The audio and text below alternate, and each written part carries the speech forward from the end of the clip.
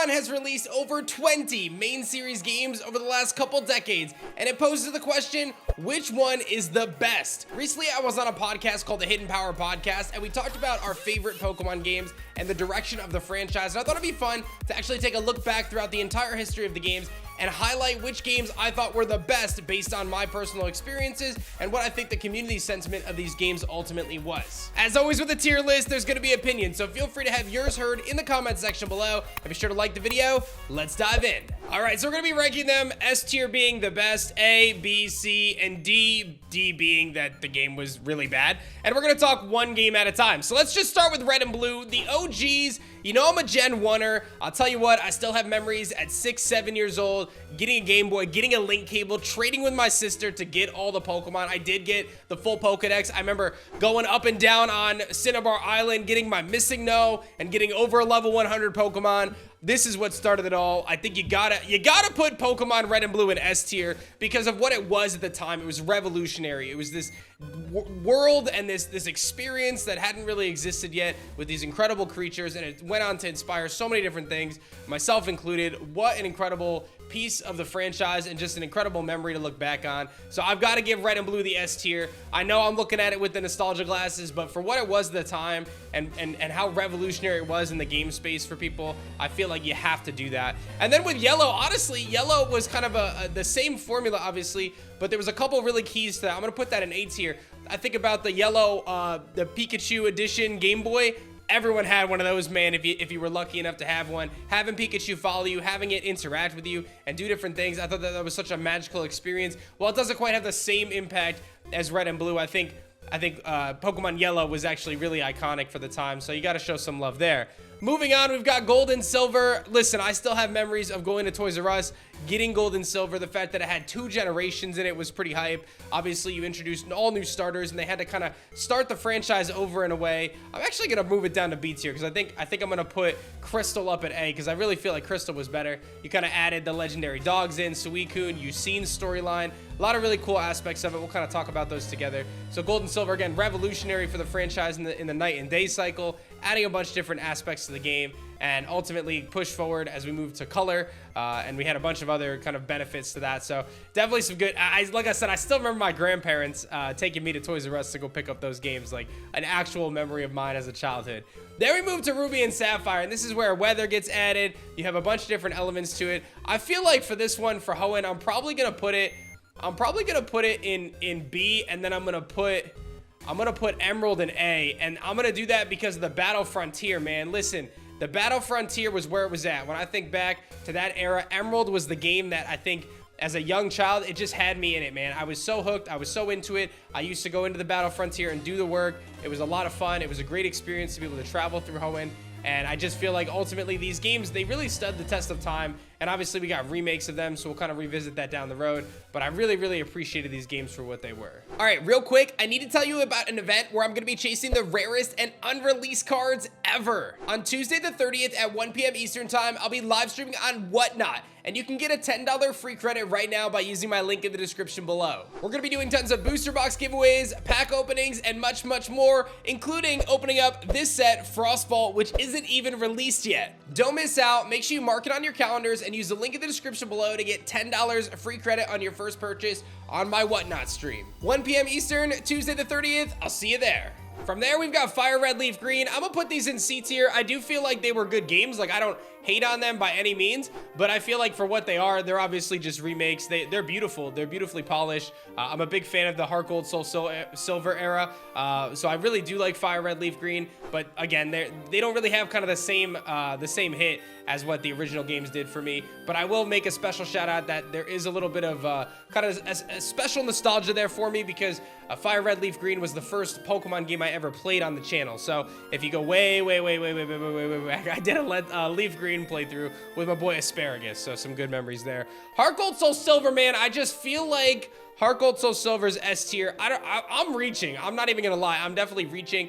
The Pokemon following you is so magical, dude. It was such a huge win. The double regions again, the beautiful graphics. The game plays a little slow, right? The XP curve is a little weird. Your movement is a little bit slow, so it can be a little clunky. Probably should put it in A tier if we're being honest, but I'm always a big HeartGold SoulSilver fan. I'm gonna forever be team HeartGold SoulSilver. I just love that game so much.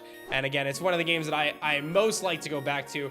It really is that simple, that those Pokemon following you, it goes such a long way, man. I just got to be all over that. Then we're going to Diamond and Pearl. This is an era that was very interesting for me because I actually played through Pokemon Pearl in Japanese before I played it in English. I was able to get it early. This was before global releases. So I remember getting the game early. I played it through Japanese with my Torterra, and it was actually really awesome. And then I ended up playing in English. And this was around the time I kind of started to take a little bit of a break from Pokemon. I did finish up these games, and I did play Platinum. But to be honest, like when I think back, the Distortion World was sick.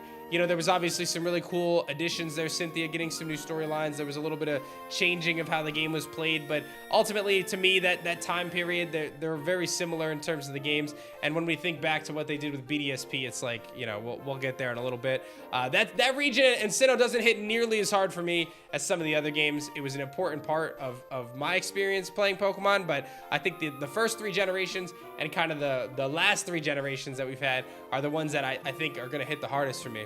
The Black and White games, I really like Black and White, but I'm going to put Black and White 2 higher. I think I'm going to put them there. And this isn't like Unova hate, right? Like, I liked Unova. I think they did a lot of things right. I like the fact that they completely overhauled the Pokedex, so when you're playing through the game, it's all different Pokemon. I also like how Black and White 2 had a different starting town. You kind of started the game in a different area, and the storyline was flipped around. They kind of introduced Bianca and Sharon in a different way in Black and White 2, and obviously had some great storylines, some great characters, and some great plot, so you gotta love that.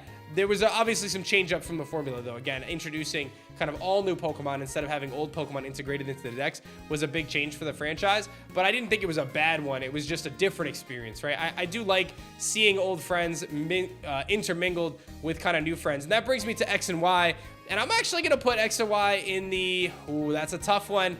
That's a tough one. I'm going to put X and Y in... I'm going to put it in S tier, man. I'm gonna do it. Mega Evolution was peak. I'm still Team Mega Evolution. I will forever be Team Mega Evolution. While the storyline isn't always perfect in this one, I think that it had enough. It introduced the new typing, fairy typing, which I think was pretty hype. The game had a plethora of different Pokemon that you could obtain throughout the journey, which I always think is a win. And I just ultimately have such fond memories. That was when I get into PokeTubing, you know, kind of shiny hunting and all the different things that we did. And then ORAS, I got to put up there with it because these two together, I feel like that you got to look at them together.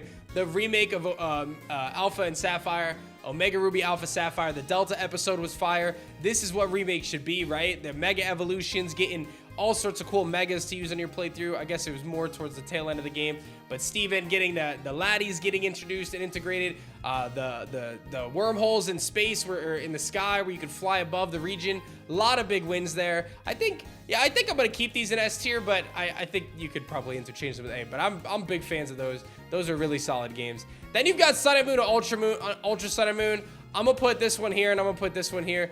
I like the Sun and Moon era. Don't get me wrong. There was a lot of wins to it. I thought the shiny hunting was solid. I thought the gameplay was okay, a little weird. I like Solgaleo and Lunala. I like some of the different features that they had. The trials were cool, so they mixed it up. I like the change of the formula, but they didn't really, you know, it wasn't like anything crazy, right? Like, I feel like when I think back to Alola, it was some big steps in the franchise for me. But when I look back on it, that's not like an era that I'm like super excited to go back to, especially when I consider some of the other games that have released more recently. Let's Go Pikachu and Eevee is one that I probably evaluate a little rough right now, or at least initially, and now I actually feel like I evaluate it a little bit differently. I'm gonna put it in B tier. I think it's a crime to put it in A tier. Let's Go Pikachu and Eevee, I think at some point I might have put in D or C, but I think now that I can reflect back on it, I have a much different perspective on what it was meant to be. I did like the shiny hunting. I like the gameplay. I actually really like the art style. At first, I didn't really think I liked it that much, but now I think in hindsight, I like the art style. I like the integration of some of the gym leaders like Lorelei kind of helping out in the beginning of the game. There was some cool little aspects there. I think they missed the mark on a few things in terms of like the candy system. I thought was kind of cool, but it wasn't like the traditional kind of battle format. They didn't have the held items and stuff. So there was some things missing from it that stripped it down. But all in all, considering what it was meant to be, a bridge the gap for Pokemon Go and casual fans to get into, I think it really was a solid game to look back on.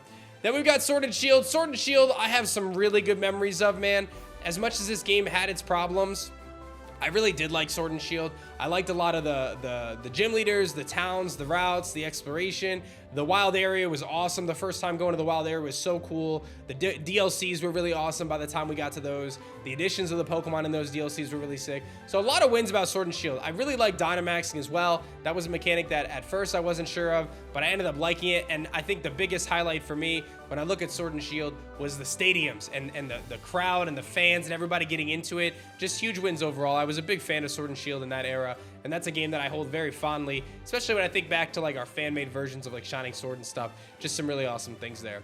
BDSP is going to D. This game, forget about it. I don't even want to talk about it. They just copied and pasted the original games. What a letdown. What a disappointment. One of my biggest disappointments, I think, of the Pokemon franchise in recent years. I don't even want to discuss it. And I hope they at least, like, they didn't even give us Platinum, dog. They just gave us BDSP. And any of the extra features, like that underground thing or whatever, just forget about it. I don't personally care about that.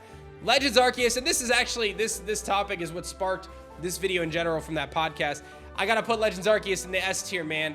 It's not a perfect game, but when I think back on the last couple years, or even all of my years playing Pokemon, when I think back to the experience that really had me the most excited, the experience that had me walking away from it being like, yo, that was actually sick, excited to play it every day when I was playing it, and feeling like it was something different and fresh and new, but not so far away from Pokemon that it wasn't Pokemon. Legends Arceus, man, this idea of stripping it back, going to the beginning of Jubilife and creating this world was just such an awesome experience, and I will always hold Legends Arceus very dear. Like I said, I don't think it's the kind of game that you want to replay a ton, right? I'm not super sold on the replay value of it, but from a first playthrough, I think Legends Arceus really hit the nail on the head, and it was something that as a lifelong Pokemon fan, I really appreciated and I really looked forward to, and I thought it was a great experience overall. And then Scarlet and Violet, right? Kind of the final chapter here. It's funny because when I think about Scarlet and Violet, I think about the game I always dreamed of, this open world Pokemon game where I can explore and do all these different things. But when all is said and done, I feel like it was really, really lacking. I feel like a lot of the towns were really soulless. I experienced a lot of frame rate issues. I know some people don't care about that stuff, but for me, it became unplayable. Like, I can't shiny hunt in the game, and it gives me a headache, dude, for real. Like, I don't know what else to tell you. I think there's some wins with it. I'm not a big fan of the terrestrialization. I do think some of the Paradox forms are really cool, but the Scarlet ones are way better than the Violet ones, and this is coming from someone from Team Violet.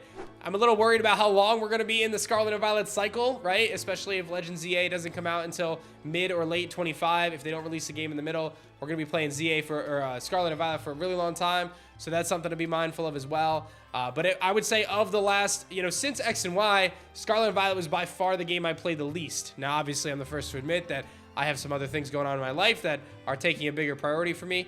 But even so, I think if some of my decisions, may have been a little different if Scarlet and Violet was a home run, right, in terms of how I enjoyed it. But I think my enjoyability of that game definitely went down pretty significantly. I don't even have any desire to pick it up at this point. But when I look at this list and I think of games that, if you said, Dan, I want you to stream some Pokemon, of the games on this list that I'd want to play, I would actually play Legends Arceus again. I would definitely play HeartGold, SoulSilver again. I think Sword and Shield, I would be interested to play that. And then I just have a really fond place for the sprite games now in hindsight, looking back to what those games are. I really like the pixel-based games, but I'm sure my list is going to differ from yours. So let me know your thoughts in the comments section below. I hope you enjoyed my ramblings and just me kind of reminiscing on some of my good memories. Thanks so much for watching, guys. I'll see you guys soon.